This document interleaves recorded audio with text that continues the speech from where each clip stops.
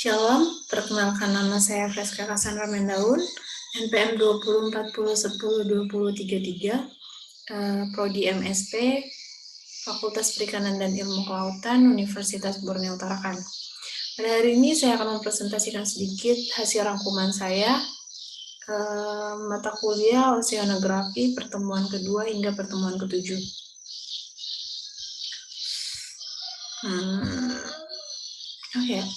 Oceanografi berasal dari kata ocean atau samudra dan grafi adalah gambaran, ilmu yang mempelajari tentang lautan.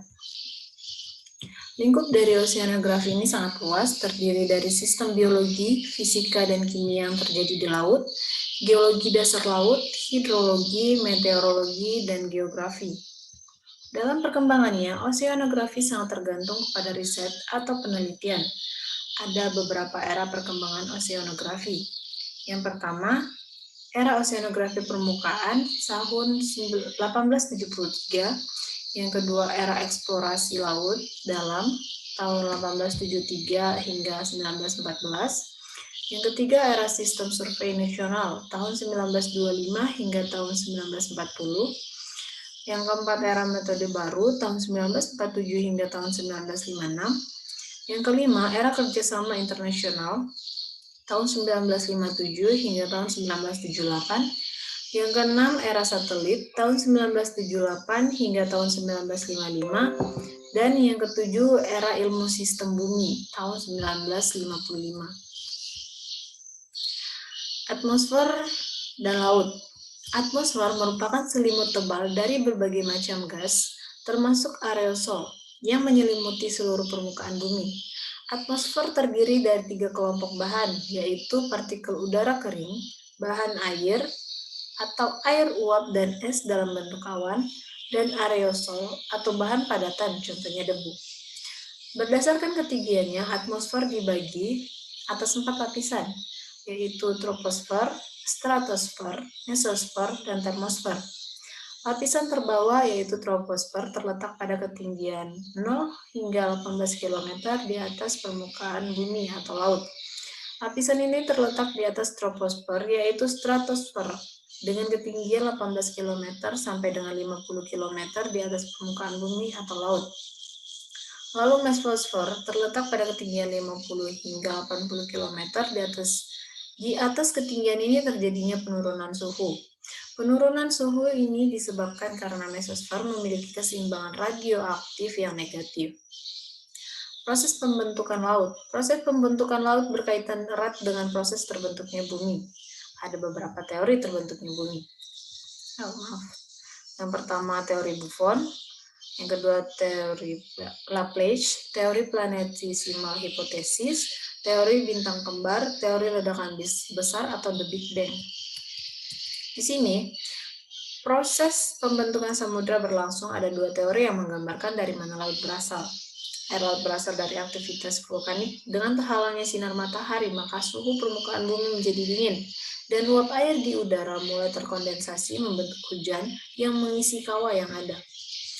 Air yang ada di bumi berasal dari meteor dari luar angkasa. Pada saat tumbukan dengan bumi, kandungan air yang berada dalam meteor itu tinggal di permukaan bumi.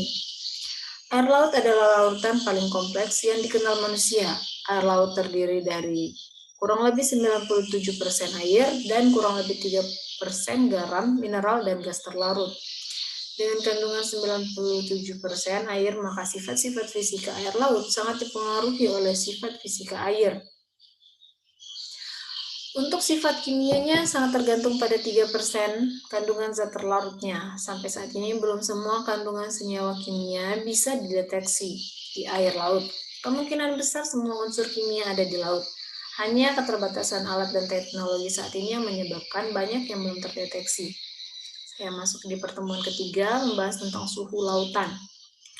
Lautan memegang peranan penting dalam hal pengaturan bumi. Kapasitas panas laut yang lebih tinggi menyebabkan perubahan suhu bumi tidak ekstrim. Penguapan laut yang melepaskan panas dapat mencegah malam hari dari suhu yang dingin. 3 mekanisme tertransfer panas ke lautan. Yang pertama insonasi, yang kedua konduksi, yang ketiga adveksi. Faktor yang mempengaruhi suhu lautan, variasi lintang, distribusi massa laut dan daratan, kondisi lautan terbuka atau tertutup dan arus. Wilayah latitude. Latitude atau garis bujur adalah garis yang melintang dari kutub utara dan kutub selatan. Titik nol adalah sudut ekuator. Tanda plus menunjukkan arah ke atas menuju kutub utara, sedangkan tanda minus di koordinator latitude menuju ke kutub selatan. Latitude dibedakan menjadi dua wilayah, yaitu utara atau yang bisa disebut lintang utara dan selatan atau bisa disebut lintang selatan, di mana nilai koordinator di bagian utara selalu positif dan di bagian selatan selalu negatif. Wilayah longitude. Longitude garis lintang adalah garis yang membujur antara sisi utara dan sisi bumi selatan atau kutub, sama seperti ekuator pada latitude yang berada di tengah dan memiliki nilai 0 derajat pada longitude. Garis tengah yang bernilai 0 derajat disebut garis primer atau meridian, garis bujur. Sedangkan garis yang berada paling kiri memiliki nilai 9 kurang dari 90 derajat dan yang paling kanan memiliki 90 derajat. Subtropis adalah wilayah bumi yang berada di utara dan selatan setelah wilayah tropis yang dibatasi oleh garis balik utara dan garis balik selatan pada lintang 23,5 utara dan selatan. Daerah beriklim subtropis memiliki 4 musim, yaitu musim semi, musim panas, musim gugur, dan musim dingin. Kata geomorfologi atau geomorfologi berasal dari bahasa Yunani yang terdiri dari 3 kata, yaitu geos, earth atau bumi, morphos, shape atau bentuk, logos, knowledge atau ilmu pengetahuan, yang berarti pengertian geomorfologi merupakan pengetahuan tentang bentuk-bentuk permukaan bumi. Saya masuk pada pertemuan keempat, membahas tentang gelombang. Gelombang adalah pergerakan naik dan turunnya air dengan arah tegak lurus. Permukaan air laut yang membentuk kurva atau grafik sinusoidal. Gelombang laut yang disebabkan oleh angin. Berdasarkan sifatnya, ada beberapa macam gelombang laut, yaitu gelombang laut pembangun atau pembentuk pantai, merupakan gelombang yang ketinggiannya kecil, kecepatannya rendah, dan saat gelombang tersebut pecah di pantai akan mengangkut sedimen atau material pantai. Gelombang laut perusak pantai merupakan gelombang laut dengan ketinggian dan kecepatan lambat yang besar, dan ketika gelombang ini menghambat pantai, akan ada banyak volume air yang terkumpul dan mengangkut material pada pantai ke laut. Selanjutnya, gelombang kapiler. Gelombang kapiler ini adalah gelombang yang biasa kita sebut dengan riak. Gelombang kapiler memiliki panjang sekitar 1,7 meter. Periodenya kurang dari 0,2 detik dan disebabkan karena tegangan permukaan dan tiupan angin yang tidak terlalu kuat. Selanjutnya, gelombang alun merupakan gelombang yang panjang. Panjang gelombangnya dapat mencapai ratusan meter. Periodenya sekitar 0,9 sampai 15 detik.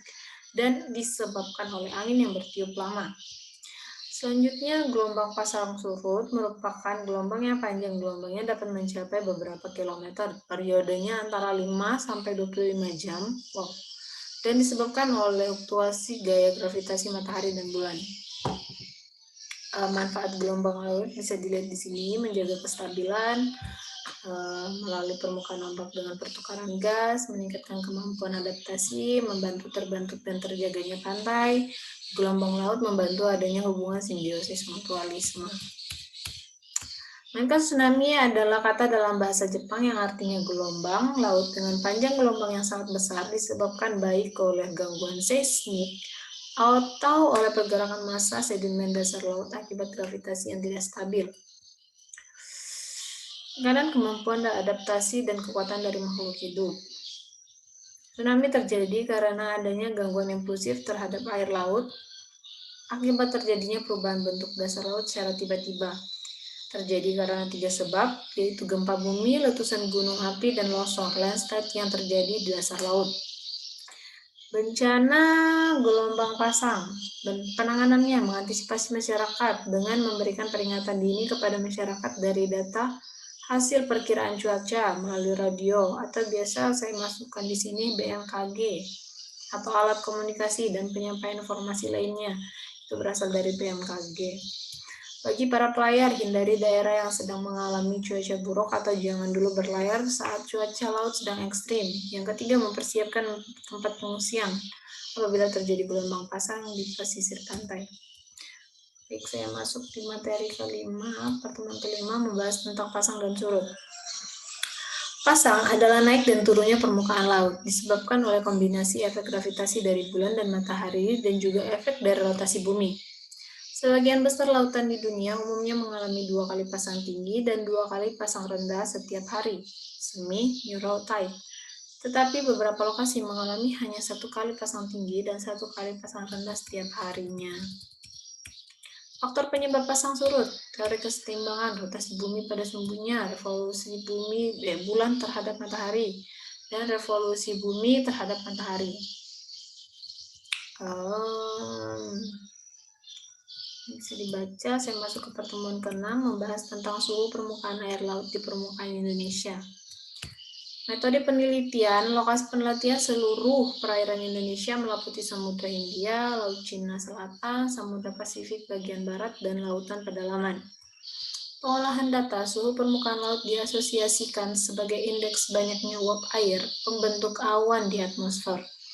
Jika suhu permukaan laut panas, maka uap air di atmosfer banyak akibat proses konveksi atau penguapan. Sebaliknya, jika suhu permukaan laut dingin, maka uap air di atmosfer menjadi berkurang akibat kurangnya penguapan.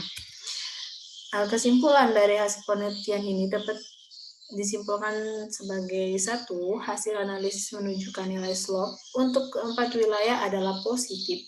Nilai slope di wilayah utara Papua merupakan yang tertinggi dibandingkan dengan wilayah lain. Yang kedua, hasil analisis secara spasial dari nilai slope menunjukkan bahwa 32 tahun telah terjadi peningkatan suhu permukaan laut di wilayah Indonesia yang bervariasi. Ketiga, secara umum dapat dilihat bahwa anomali SPL di wilayah Indonesia terbagi menjadi anomali positif dan negatif yang terpisah di belahan bumi bagian selatan dan bagian utara.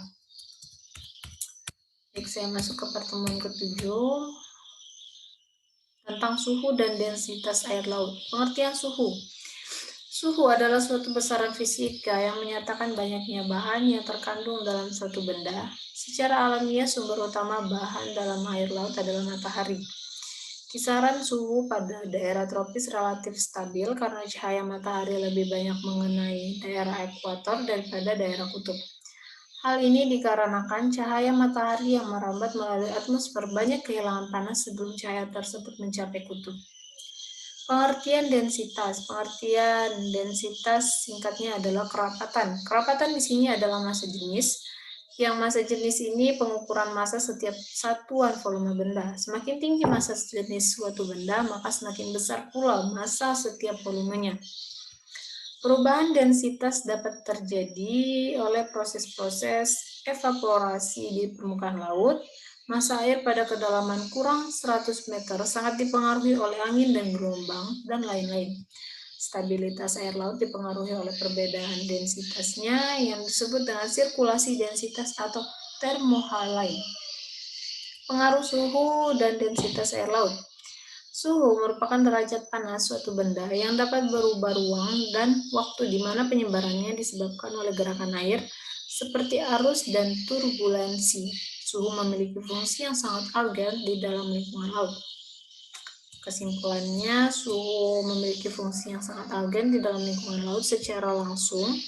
Suhu mempengaruhi laju fotosintesis tumbuh-tumbuhan dan fisiologi hewan, khususnya derajat metabolisme dan reproduksi. Sedangkan secara tidak langsung, suhu mempengaruhi daya larut oksigen dan digunakan untuk respirasi biota laut. Dari saya sampai sini. Ya, itu tadi rangkuman dari materi pertemuan kedua hingga pertemuan ke-7 yang sudah saya rangkum.